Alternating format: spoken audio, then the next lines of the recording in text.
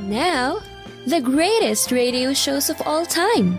Suspense. The Shadow Node. Washington calling David Harding, counter-spy. Classic radio theater. The Great Gildersleeve. Fibber McGee and Molly. Dragnet. Gunsmoke. The Lone Ranger. Now, step back into a time machine with your host, Wyatt Cox. Good evening, friends of the Inner Sanctum. An hour of detective drama, starting out with Philo Vance, starring Jackson Beck. This episode originally broadcast November 8th, 1949, The Teacup Murder. So long, fellas. See you all in 3 days. Don't be late for the sailing, Algy. Can't do without a steward, right, boys? I'll be back, you bloomin' idiots. Okay. Don't take no wooden shillings, Algy. Oh, that Algy's a baby. Wait a minute, Algy. Wait right here. Hi, Johnny. Nice of you to come down to welcome me. Don't give me that welcome talk. You know what I'm here for. Did you bring it with you? Shh. Somebody'll hear. Nobody around to hear me. Did you bring it? That's what I want to know. I've got it all right, Johnny. Be at my room at 9 o'clock tonight. I'll let you look at it. Only there are 2 other gentlemen who'll be bidding for it, too. So they'll be bidden. Yeah. One thing I'm guaranteeing, Algy. I'm the guy that's going to get it.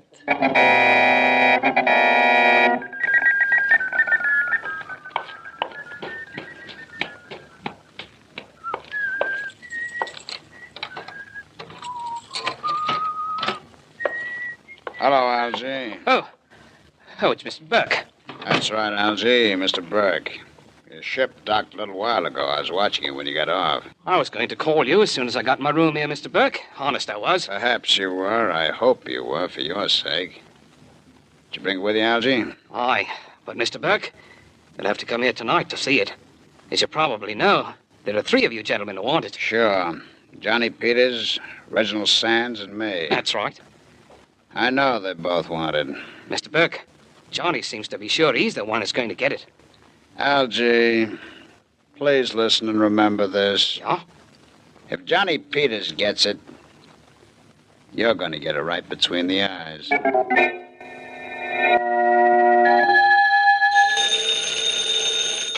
Hello. Algy? Speaking. Ah, Reginald Sands, Algy, old boy. Oh, hello. Well, I see you've arrived on schedule. Oh, we docked a couple of hours ago. Very good, old fellow. And, you brought it ashore safely? I've got it. And it's safe enough right here with me. Oh, really, old bean, that's top hole. Better keep it with you until I have a chance to get down there, Algy. I want to see it. More than that, I want to buy it. You'll have to get online, Mr. Sands. You're not the only one who wants the diamond, you know. Yes, I know. That stone is very much in demand. That's right. But, Algy, old top, it had better be me who gets it, because if I don't, you'll have another kind of stone for your very own. A tombstone.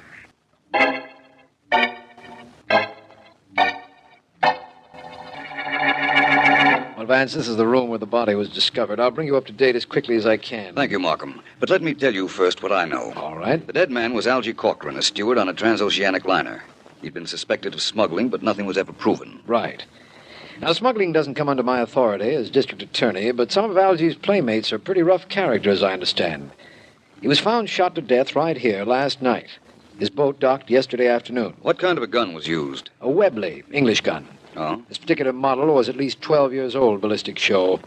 Nothing unusual was in the room except a tea kettle on the portable stove and 2 teacups which had held tea that had been drunk.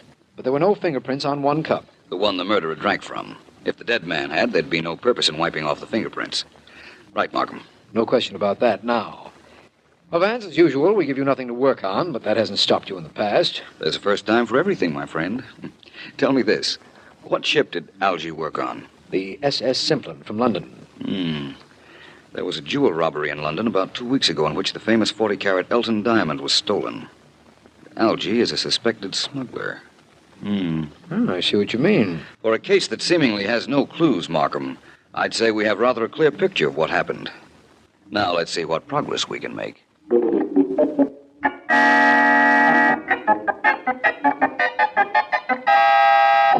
Well, come, old man. It can't take all that time. No? You ever try to cut the 40-carat diamond, Mr. Sands? I steal them. Cutting them is your department. I've got to be very careful. You want the stone split exactly in half so it will no longer be recognized as the Elton diamond, but can be sold for matched earrings. 2 20-carat stones will bring you almost as much as 1 40-carat one. Yes, and it'll be a whole lot less recognizable, old fellow. All right, go ahead. I won't interrupt you. I'm almost finished. I'll put the Elton in this vise. Put my diamond cutter right here. And just tap it once with this mallet. That ought to do it. Good. Where'd you get the diamond, Mr. Sands? It was lifted in London 2 weeks ago. I know. Never mind where I got it. Go ahead, old fellow. Tap it again with that thing, please. Very well. Here goes. The lights. Who turned out the lights? Mr. Sands, we are in the dark. Well, it seems as if I'm in a bit of a predicament.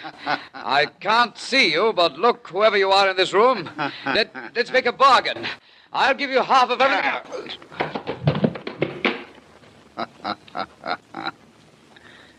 He'll give me half.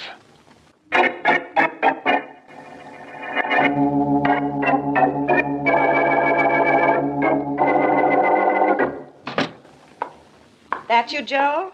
It's me, Edna. What a day. Busy? And how?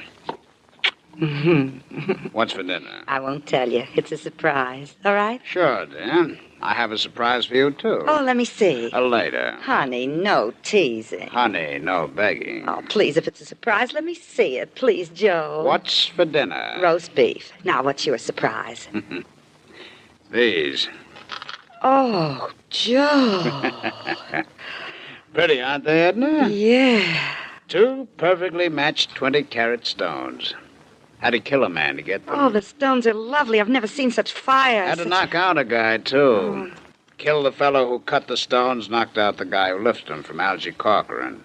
The steward you read about? The one that was killed? Sure, I read about him. Oh, Joe, these stones are the most beautiful I've ever seen. Well, you keep admiring them. I'm going in and wash up. I'll be out in a minute, and the roast beef better be ready and good.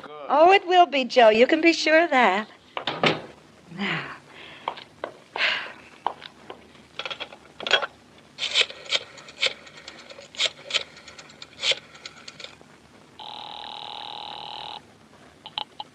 Philo Vance speaking. Vance, my name is Endon Burke. My husband is Joe Burke. He just killed a man. What did you say? I said my husband killed a man, a diamond cutter, he said. Where is he now? He's washing up. He can't hear me with the water running.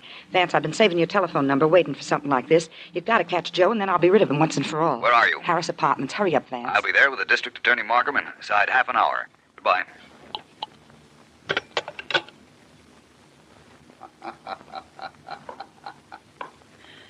That wasn't very nice, Edna. Joe. I heard, honey. I heard everything. Oh, no, You told Vance to come over, and then you'll be rid of me once and for all. No, I didn't. You know, it seems to me that when he gets here, it'll be the other way around.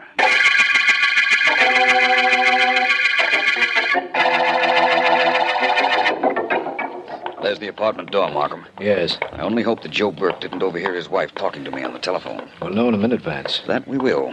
If he did hear her, he'd think nothing of killing her, I'm sure of that. Hear anything, Vance? Not yet. Vance, thank goodness you've come. Where is he, Mrs. Burke? In here. Come in, please. This is District Attorney Markham, Mrs. Burke. How do you do? How do you do? Where's your husband? There he is, lying on the floor over there. He's dead. I shot him. What is this, Mrs. Burke? He heard me phoning Vance. He tried to kill me. We struggled, and his gun went off, and he dropped. I know I should be hysterical and all that, but I'm not the type. He tried to kill me. He got killed. That's all there is to it. I wouldn't say that. There's a whole lot more to it than that. You said he told you he killed a diamond cutter. Yeah. Well, a diamond cutter was found dead this afternoon. We suspected he may have been used to cut up the Elton diamond and then was killed. I don't know anything about that. Your husband didn't mention anything about any diamond? Not a thing. Oh, here's my husband's gun. I took it from him after he fell. I think you'll find it's the one used to kill the diamond cutter, Markham, but not the one that killed the British steward. You're right, Vance. This is an American-made automatic. However, Burke might have used another gun to murder Algie Corcoran. Perhaps. Mrs. Burke, did your husband drink tea? Are you kidding? He never drank tea. Well, in that case, Markham, we'll have to look for another murderer.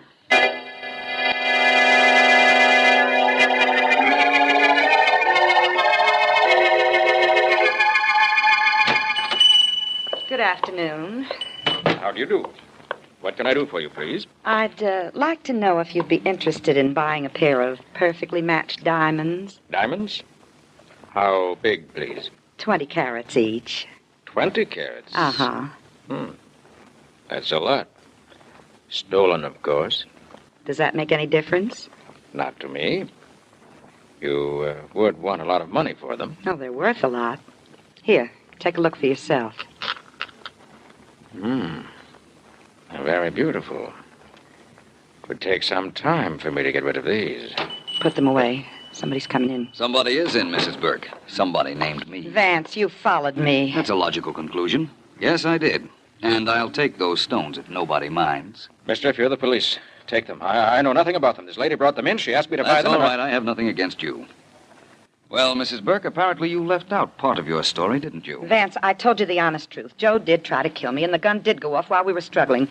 Afterwards, I got the idea of taking these 2 stones, but the rest of the story was the truth. I swear it was. Take it I easy, never Mrs. would take Burke. You weren't the hysterical type. Remember, that's what you told Markham and me. Just relax. And the 5 of us will take a trip to Mr. Markham's office. But the 5 of us? Yes, this gentleman and the 2 stones and myself. I imagine he'll be glad to see us all. I see. Oh, I beg your pardon, old boy, but I'll have to deny the district attorney that pleasure. I'll take the stones. Who are you? But it wouldn't matter if I told you my name, because to be perfectly frank, old man, I change it almost as often as I change my shirt. But I'll take those stones, old fellow. Now. Please, Mr. Vance, give them to me. He'll start to shoot if you don't. Oh, there's no question about that. Well, Vance? Well, I don't have any choice in the matter. Here they are. Oh, no, don't throw them. I know all the tricks. Just leave them on the counter and walk away 3 steps with your back toward me. That's it. Now, all of you, walk. Well, I should say we ought to walk, Mrs. Burke. Okay. Oh, quite the gentleman, aren't you, Vance, old boy? Quite a smart gentleman, too. And now I'll just take these diamonds. Actually, they belong to me, by the way. There's a family in London that might dispute that statement. Oh, I don't doubt it. Let us just say that I'm the American owner. It was I who had them when we, the diamond cutter and I, were hijacked by this lady's husband, Joe Burke. I knew he was after the stones, and I was watching his house and followed Mrs. Burke when she left with you after her. We made quite a parade, I imagine. Yes, all we needed was a banner and a band. You say those stones belong to you, that you're the American owner? Yes. Does that mean you killed Algy Corcoran to get them? Oh, the resourceful, redoubtable Philo Vance asks as leading a question as that. Why, it's hard to believe you'd be that obvious, Vance. I apologize. I accept your apologies. I promise not to ask any more questions. And I promise you this. Within 24 hours, I'll have all the answers to this case, including knowing who you are and proving you killed Algy, if you did.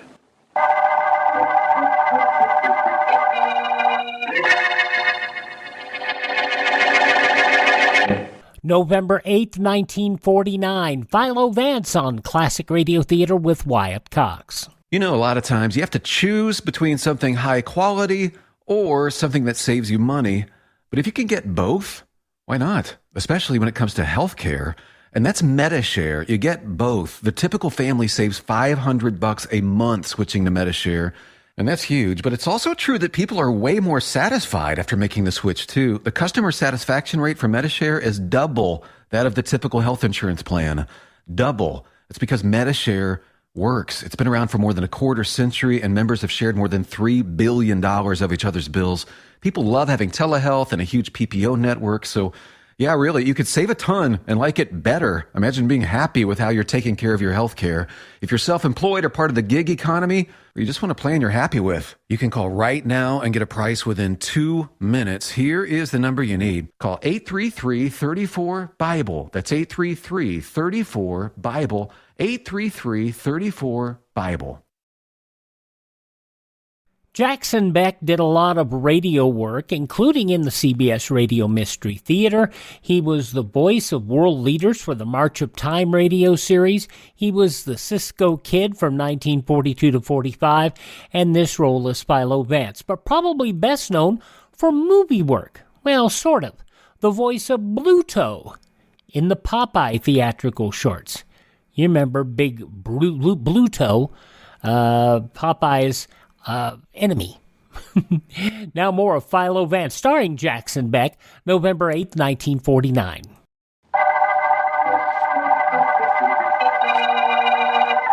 This is District Attorney Markham. The Teacup murder case opened with the killing of Algie Corcoran, suspected smuggler. His murderer, we are sure, drank a cup of tea either before or after killing him and stealing the famous Elton diamond, which we are sure Corcoran brought across with him. Vance knows that the Elton has been cut up into two separate stones to prevent identification, and was on the trail of the stones when he was held up. And they were taken from him by a man whom he didn't know, but who spoke with a marked British accent. He has promised to report any new developments to me, and I expect to be in touch with him. Markham speaking. Are you Vance? Yes, Markham. I've made several very interesting conjectures about this case, and I'd like to tell you about them. Where are you now? At home, but we can discuss this over the phone. All right. In my opinion, the teacup we found at Corcoran's room is the key to this entire case, Markham. That's what I believe when you asked me to name it the Teacup murder case for our records, but I'm not sure of the exact significance of the cup. I'll explain that to you, but apparently I can't do it now. All I'll tell you is a very apparent fact. The killer is British. There's someone at my door. I'll check back with you later, Markham. Do that, Vance. Bye. Goodbye.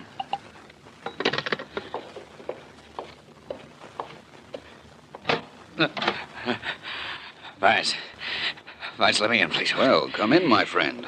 Sorry to see you so badly beaten up, but it's nice to see you without a gun in your hand. Here, sit down right there. Thank you. You recognize me, don't you? Yes. You're the man who held me up at the diamond store and took the two stones from me.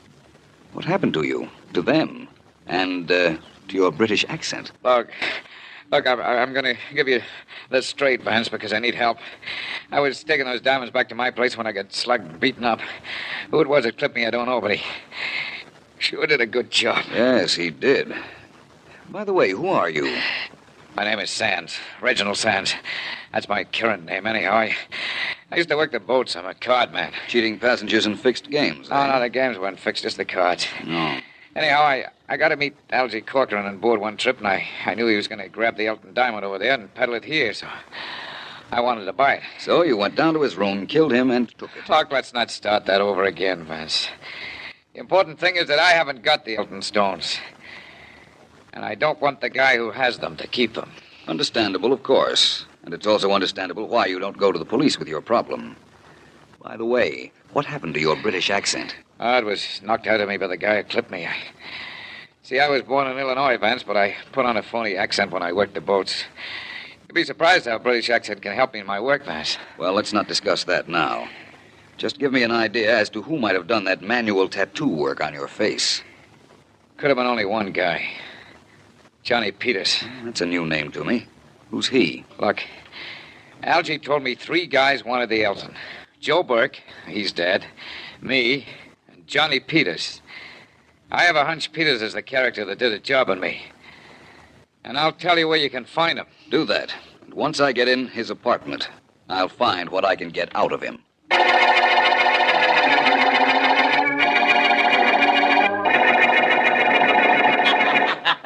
Hey, let's see you do that dance you do at the club, baby. Okay. Only this time, nobody's going to be watching except me. Here, I'll turn on the phonograph.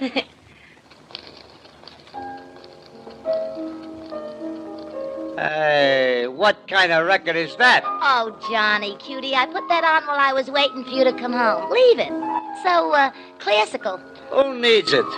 I want something with a beat so you can hook. Oh, yes. What's the use of having a girlfriend who can hop the buck if you can't watch her every once in a while?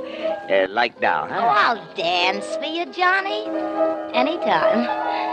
Give me another glim at those diamonds you got, will you, huh? What's it worth to you? This? Let's see the rocks, Johnny. Just once more, huh? I won't touch them. Just let me look, huh? Okay. There you are. Gee. Oh, look what happens when the light hits them. They sparkle just like rhinestones. Gee, I'd like a costume made of them. Oh. All she wants is a costume made of 20-carat diamonds. Right away, baby. I'll make you one with my own lily white hands. Right away. Oh, they sure are pretty. They sure are. Yeah. A couple of guys have been killed for these rocks. One guy got beaten up pretty bad on account of them. But I got him. And I'm going to keep him. Who's that? I don't know. Kill that phonograph while I stash these stones and find out. Okay, I will. Now let whoever it is try to find him. If that's what he's looking for. Where'd you put him, Johnny? Baby, do you see any green in my eyes? Why, no. Think I'd trust you? Johnny, Shut you know... up. Well, I see who's at the door. I got nothing to hide from nobody now. Well, who are you? My name is Vance. Nice of you to ask me in. I didn't ask you nothing, much less in. What do you want, Vance? Well, right at the moment, I want to know why you're wearing adhesive tape on your right hand. I cut myself when I was shaving. On your hand? I'm the neat type. What's it to you, Vance? I'm looking for the Elton diamond, only it's 2 diamonds now. And I'm also looking for a killer. I think I'll find both together. Well, don't look at Baby there. She don't know the right time. Who don't? It's 8:30. You see what I mean, Vance? I'm not interested in her right now. It's you I want to talk to. November 8th, 1949, Philo Vance starring Jackson Beck on Classic Radio Theater with Wyatt Cox. The conclusion follows these messages.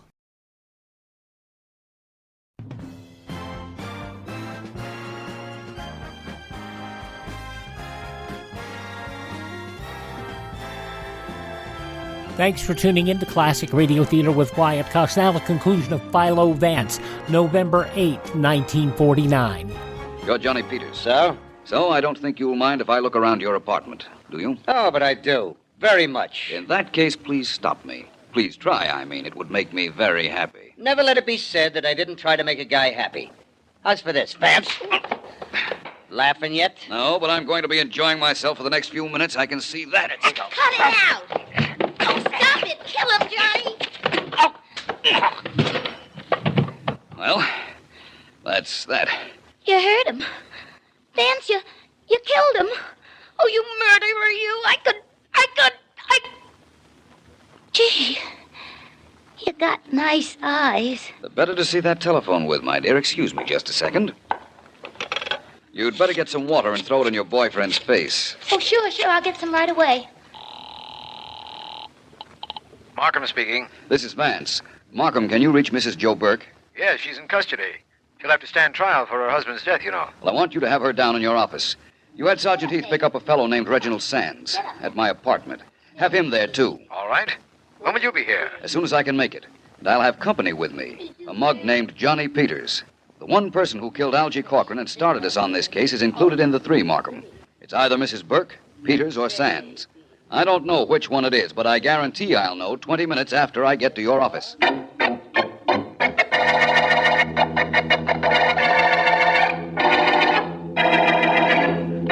Come on, Peters, don't make me drag you in. You're too heavy. You hit awful hard, Vance. I don't hardly know where I am. You're outside District Attorney Markham's office. And in a second, you'll be in there. Like now. In! Oh, here's Vance now. Sit over there, Johnny. That seat right there. Okay, what can I lose? Hi, Sands. Hi. You look like you ran into a truck. What happened to you? You look like you met the same truck. Hello, Mrs. Burke. What did you want me here for, Vance? You'll find out. Thank you, Markham, for the trouble I put you to. No trouble, Vance. Well, what happens now? A little experiment. I have 3 lists of girls' names on these sheets of paper in my pocket. One goes to each of my suspects. Here you are, Mrs. Burke. What do I do with it? I'll tell you later. Yours, Peters. Gee, this is what I've always wanted. A piece of paper. Your list, Mr. Sands. Thanks so much. Mrs. Burke, read me the names on that paper. Keep Yeah. going till I stop you. Okay. Alice, Beatrice, Clarice, Dorothy, Evelyn, Frances, Grace. That's enough. Okay. Mr. Peters? How do you know I can read? Can you? Sure. Alice, Beatrice, Clarice, Evelyn, Frances, Grace, Hold it. Harriet. It's a pleasure. Mr. Sands? My turn, huh? That's right. All right. Alice, Beatrice, Clarice, Dorothy, Evelyn, Frances, Grace, Harriet, more, Vance? No, thank you, Mr. Sands. You've gone far enough. Markham, you can make your arrest now. I don't doubt it. But which one is the killer we're looking for? Couldn't you tell, Markham? Why, the murderer is Johnny Peters, of course.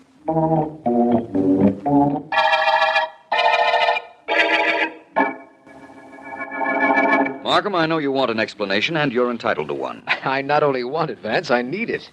Why were you so sure the murderer had to be Johnny Peters? To begin with, I was always certain the killer of Algie Corcoran was an Englishman. That required no genius. The weapon used, a 12-year-old Webley, was British. The fact that he drank a cup of tea with his victim while either about to murder Algie or right after was another indication that he was British. So far, so good. But how'd you know Peters was English? He certainly didn't sound it when he talked. Finding which of our suspects was English was the hard part of this case. Peters had been over here a number of years, Markham, long enough to lose his accent when he talked. Yes? But not long enough to lose his inclination for tea, and when he read, the fact that he was English reached right out and asserted itself. Of course, you know that I don't know how it did. The pronunciation of the name Evelyn, Markham. The English don't say Evelyn, they say Evelyn. Of course. That's how Peters pronounced it when he was reading that list of names I prepared for just that purpose. Well, I'll be darned. His confession proves you were right, of course, and we found the diamonds in his apartment, but I'm still not clear on the mechanics of this case. What actually happened that night in Algie's room? Very simple, Markham. Algie sold the Elton diamond to Reginald Sands. Sands left, and in came Peters. Algie made him tea, and then announced he'd sold the Elton to Sands. Furious at what he considered a double cross, Peters shot Algie with his Webley pistol. The gun he carried, because he'd had it for so long, he knew it couldn't be traced. Then he wiped his fingerprints from the teacup he used and left. Yes. Now, before he'd reached Algie's, Joe Burke, who was later killed by his wife, called Algie, and Algie told him he'd sold the Elton diamond to Sands. Follow that? Yes, of course. Well, the rest we know. Sands took the stone to be cut. Joe Burke came in, shot the cutter, and knocked out Sands. He came home, and his wife called us. What followed after that, you know. That I do, and it isn't the only thing I know either. I know this is the end of the Teacup murder case.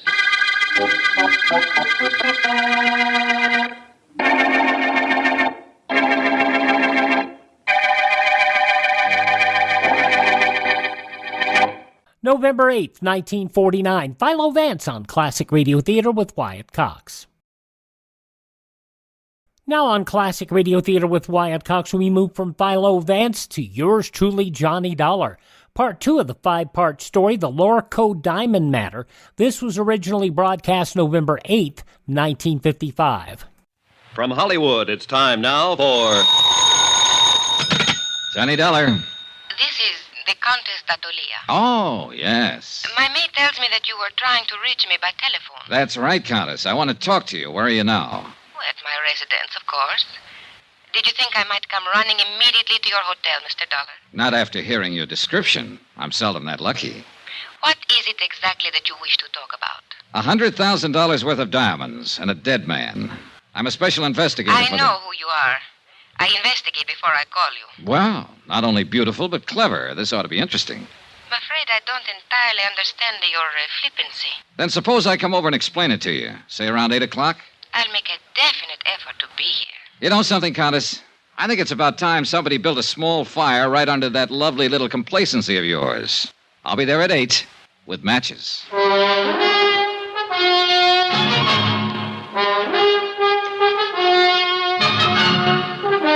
Tonight and every weekday night, Bob Bailey in the transcribed adventures of the man with the action-packed expense account, America's fabulous freelance insurance investigator. Yours truly, Johnny Dollar.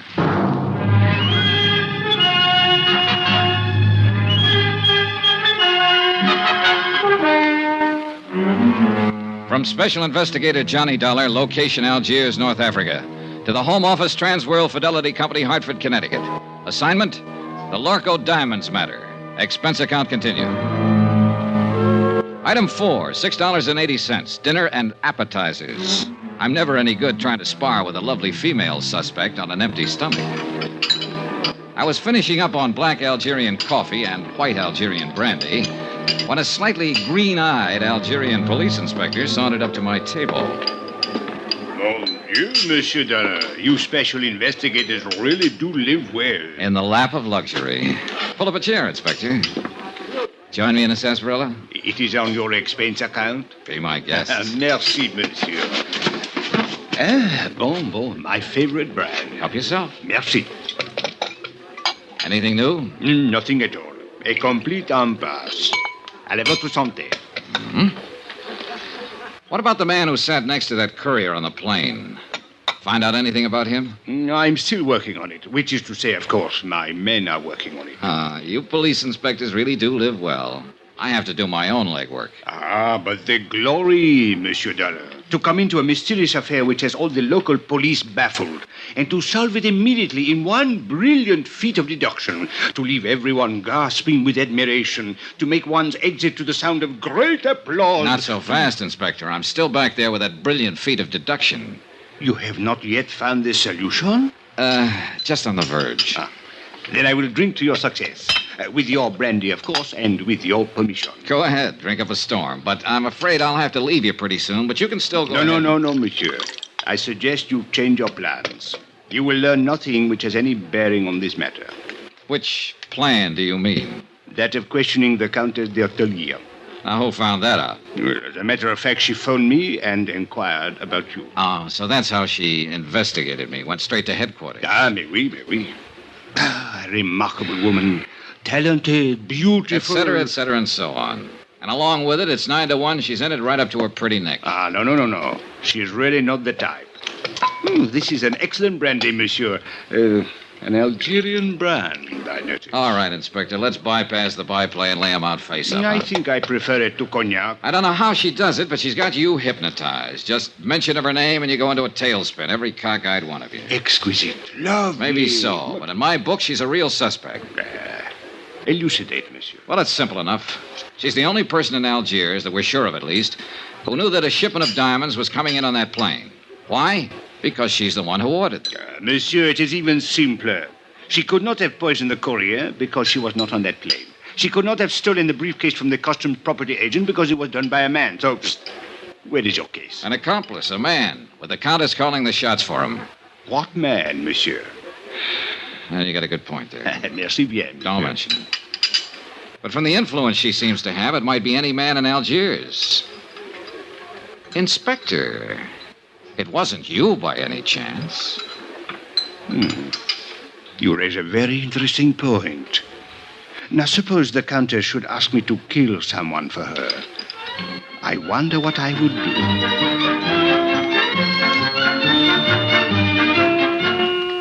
A page boy came into the dining room looking for me. I followed him out and took the phone call in the hotel lobby. It was the American consulate with some information I'd asked for them earlier. I hung up finally and looked at my watch. I was already late for my appointment with the Countess. So I walked out the door of the hotel and flagged a taxi to the apartment of the Countess d'Ortelier. She lived in the swank genteel Bois de Louet, a residential district favored by top government officials and wealthy French businessmen. But the building she lived in was a little frayed around the edges, and the maid she'd mentioned was nowhere in sight. The pieces were starting to fit together. Good evening, Mr. Dollar. Countess? Since you are here, won't you come in? Thanks. This way, please. I'm rather surprised that you came. I was really not expecting you. Yes, I know. Did Inspector Marcus find you? Look, suppose we get it straight right now. You seem to have a lot of influence with the inspector, and probably with his superiors, too, from what I hear. Sit down, Mr. Dollar. Thanks. Well, do we play cat and mouse for a while, or do you want to give up right now, hand them over, and, as they say, throw yourself on the mercy of the court? I would like a cigarette. You could always claim that you fell in with evil companions, or that a man led you astray. They're in the box there by your elbow. A tall, thin man, for instance, with his collar turned up and his hat pulled down, carrying a gun when last seen after slugging a customs agent at the Algiers airport. Mr. Dollar, are you opposed to smoking on moral grounds? No, but I'm opposed to murder. Have a cigarette? Thank you. Light? Is there any other way of smoking them?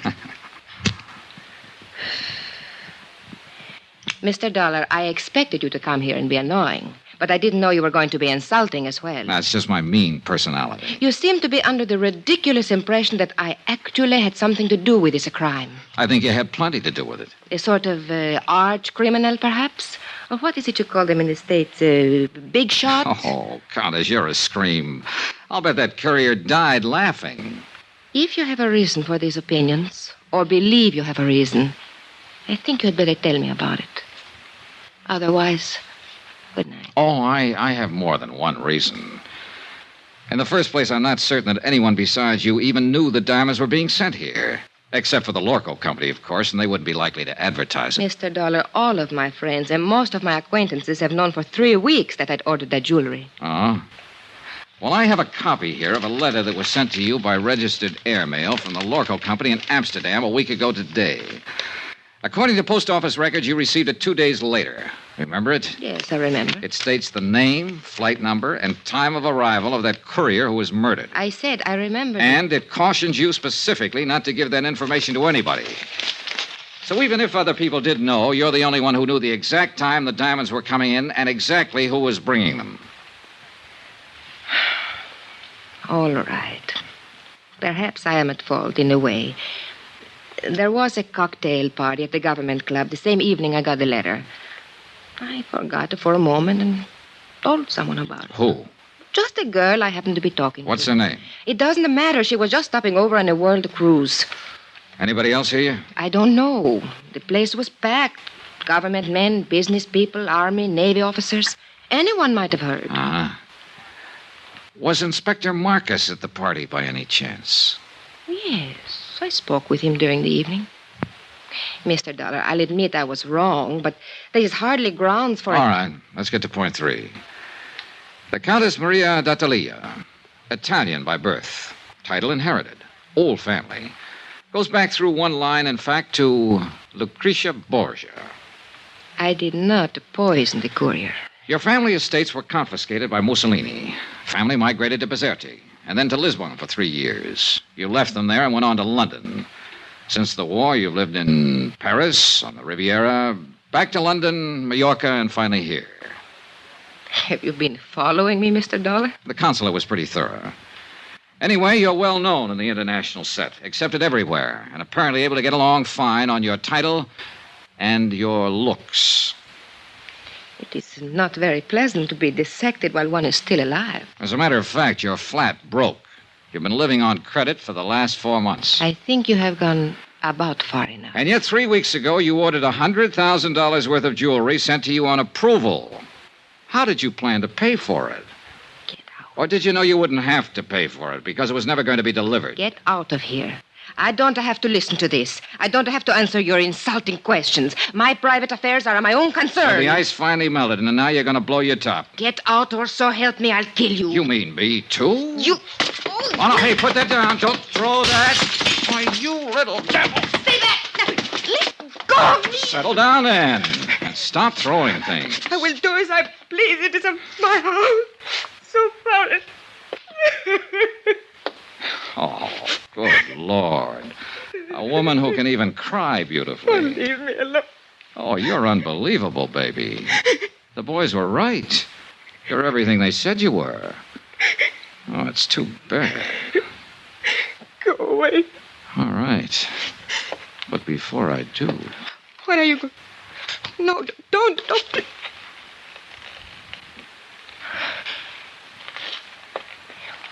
Why did you kiss me?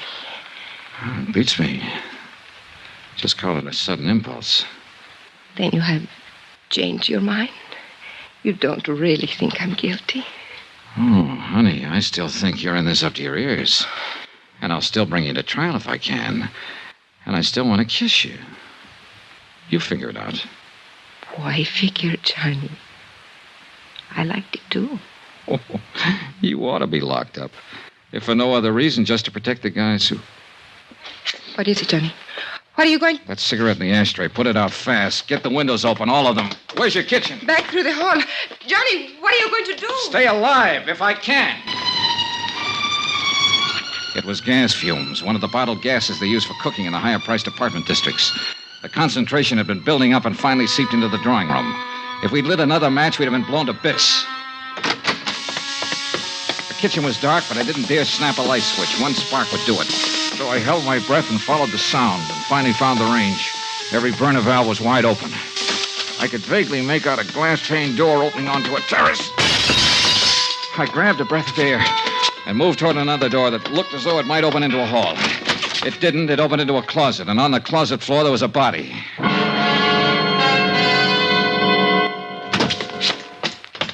What happened, Johnny? Why did you go... Johnny, who's that? He's a man from the Lorcoe Company. Name is Zeindorf. Zeindorf?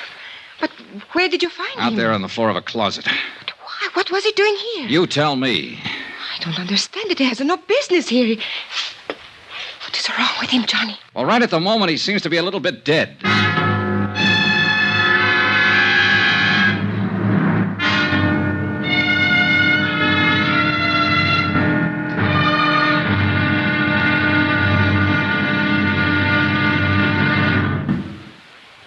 There'll be another intriguing episode in our story of the Lorcoe Diamond Matter tomorrow. Tomorrow, a desperate fight in an Algiers alley, a killer is named, and a lovely lady confesses her shame. Join us, won't you? Yours truly, Johnny Dollar.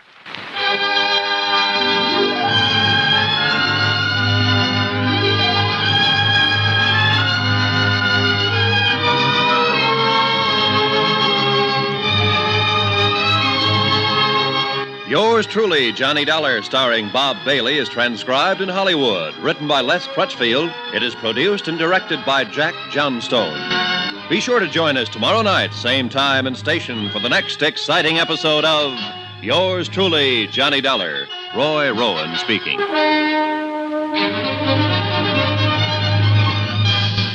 There you have it, November 8th, 1955, part 2 of the 5-part Yours Truly, Johnny Dollar story from November 8th, 1955, the Lorcoe Diamond Matter.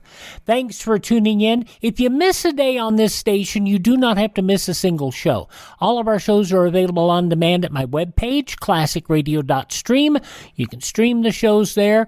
You can find podcast sites where you can download the shows from. You can learn how to build a classic radio collection of your own. You can contact me there. You can find our social media links. And if you'd like to help us grow our classic radio collection, you can buy me a coffee. All that at classicradio.stream. Classicradio.stream. Thank this station. Support their advertisers as always. They pay the bills. And tell your friends the great radio shows are right here at this spot on the dial. Classic Radio Theater with Wyatt Cox on your favorite radio station.